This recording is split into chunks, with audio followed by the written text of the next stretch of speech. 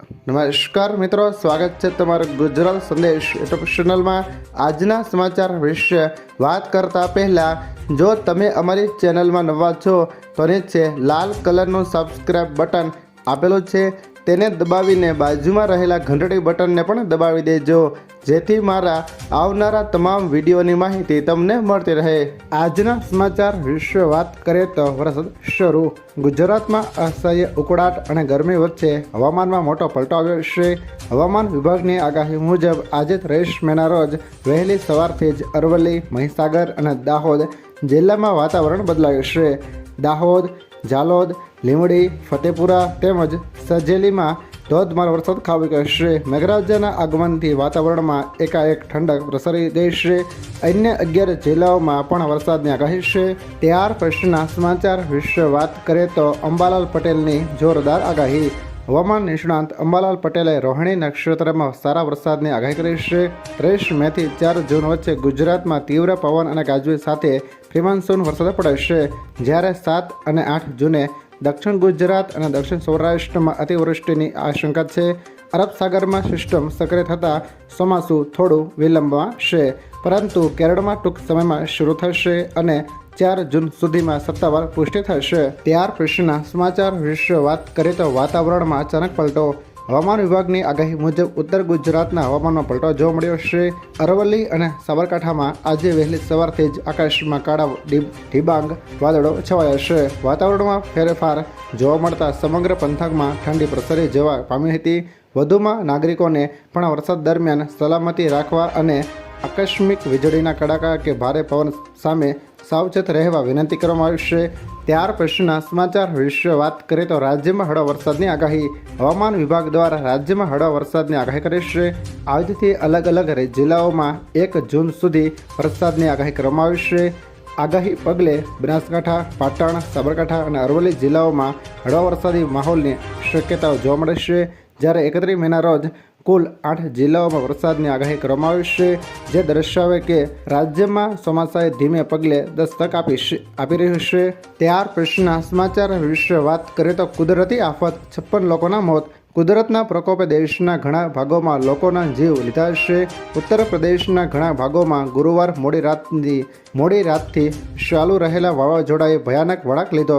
પશ્ચિમી વિક્ષેપને કારણે શરૂ થયેલા વાવાઝોડાએ પૂર્વાંચલ અને બુંદેલખંડમાં ભારે વિનાશ સર્જ્યો હતો। વાવાઝોડાને કારણે ઉત્તર પ્રદેશમાં 31 લોકોના મોત થયા, જ્યારે બિહારમાં 14, દક્ષિણ બંગાળમાં 7, ઉત્તરાખંડમાં 2 અને ઝારખંડમાં 2 લોકોના મોત થયા છે। ત્યાર પછીના સમાચાર વિશે વાત કરીએ તો એલપીજી સંકટ, મોદી સરકારનો નવો આદેશ। દેશમાં સંભવિત એલપીજી કટોકટીને ધ્યાનમાં રાખીને મોદી સરકારે તેલ કંપનીઓને એક નવો નિર્દેશન જારી કર્યો। પેટ્રોલિયમ અને કુદરતી ગેસ મંત્રાલયના સંયુક્ત સચિવ સુજાતા શર્માએ રાજ્ય સંચાલિત તેલ માર્કેટિંગ કંપનીઓને ઓછામાં ઓછા 30 દિવસોની એલપીજી સ્ટોક જાળવવા કહ્યું છે। દેશમાં એલપીજીની માંગ 80,000 મેટ્રિક ટનથી ઘટીને 72,000 મેટ્રિક ટન થઈ ગઈ છે, જ્યારે ભારતીય રિફાઇનરીઓ હાલમાં 52,000 મેટ્રિક ટન એલપીજીનું ઉત્પાદન કરી રહ્યું છે। ત્યાર પછીના સમાચાર વિશે વાત કરીએ તો પશુપાલકો માટે આવ્યા સારા સમાચાર। સાબર ડેરીએ પશુપાલકોના હિતમાં મહત્વપૂર્ણ નિર્ણય લીધો છે। મંડળે પ્રતિ કિલો ફેટે ₹15નો વધારો જાહેર કર્યો છે, જેને અમલ 1 જૂનથી થશે। ડેરીએ ₹15નો વધારો થતાં પશુપાલકોને હવે પ્રતિ કિલો ફેટે ₹865 મળશે।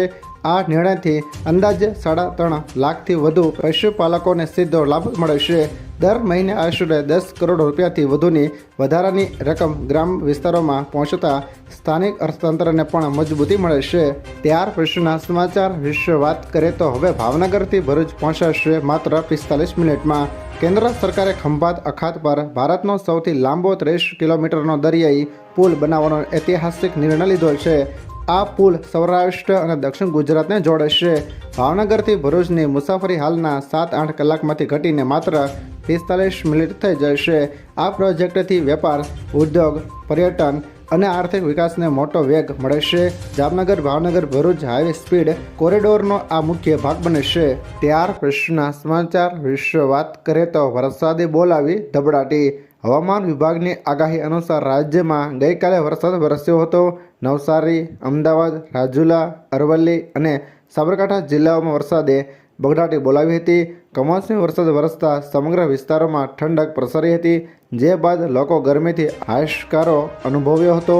વરસાદના પગલે જ્યાં રસ્તાઓ પર વરસાદી પાણી ફરી વળતા વાહન ચાલકો તેમજ રાહદારીઓને ભારે હાલાકીનો સામનો કરવો પડ્યો હતો. ત્યાર પછીના સમાચાર વિશે વાત કરીએ તો કેદારનાથ યાત્રા રોકાઈ. ઉત્તરાખંડમાં છેલ્લા કેટલાક દિવસોમાં બદલાયેલા હવામાનને કારણે કેદારનાથ યાત્રા અસ્થાયી રૂપે સ્થગિત કરવામાં આવી છે. વરસાદ અને ભૂસ્ખલનને કારણે યાત્રાઓને ભારે મુશ્કેલીઓનો સામનો કરવો પડી રહ્યો છે. અનેક સ્થળોએ લોકો ફસાયેલા છે અને ટ્રાફિક જામની સ્થિતિ સર્જાય છે. હવામાન વિભાગે ઉત્તરાખંડમાં વરસાદ માટે ઓરેન્જ એલર્ટ જારી કર્યો છે. વહીવટીતંત્રએ યાત્રાઓની સુરક્ષાને ધ્યાનમાં રાખીને આ નિર્ણય લીધો છે. ત્યાર પછીના સમાચાર વિશે વાત કરીએ તો વૈશ્વિક સ્તરે દૂધ ઉત્પાદનમાં ભારત પ્રથમ. વૈશ્વિક સ્તરે દૂધ ઉત્પાદનમાં ભારત પ્રથમ સ્થાને છે. છેલ્લા 2 દાયકામાં 12.5 મિલિયન ટનના વધારા સાથે ગુજરાત આ શ્વેત ક્રાંતિ 2.0માં અગ્રેસર છે. રાજ્યમાં માથાદીઠ દૂધની ઉપલબ્ધતા વધીને 723 ગ્રામ પ્રતિદિન થઈ ગઈ છે, જે રાષ્ટ્રીય સરેરાશ કરતાં વધુ છે.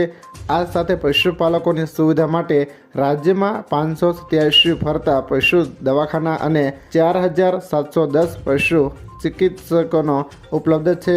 ત્યારબાદના અગત્યના સમાચાર વિશે વાત કરીએ તો રાજ્ય સરકારનો ઐતિહાસિક નિર્ણય.